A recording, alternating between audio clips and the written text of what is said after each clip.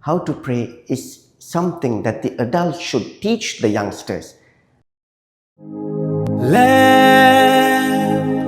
unto my feet. Friends, back in those days, there were small schools where the master gathers a group of disciples and taught them good values. The disciples, they were nurtured and they learned under the master the good qualities, values that they should have in their lives.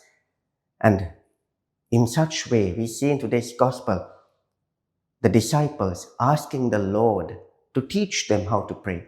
Because this was something very important in those small circles of the master disciples that they had in those days. For the master to teach his disciples not just good values alone, but also how to pray.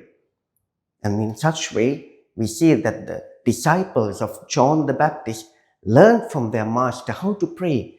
And today, the disciples of Jesus also ask him, Lord, teach us how to pray, because we want to learn, we want to know how to pray.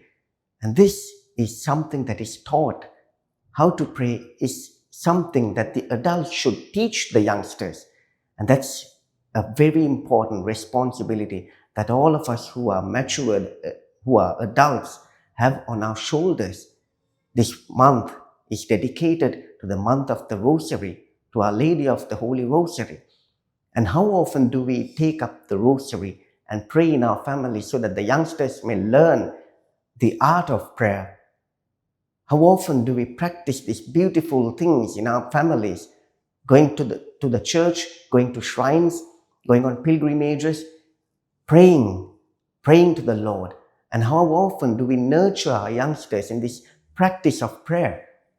The disciples went to the Lord in search of this beautiful value. Lord, teach us how to pray. This is also a cry of our youngsters, even though they do not tell that in words. Teach us to pray, because we need to learn to pray. And we, all of us, we have that responsibility. May the Lord help us in this. Amen.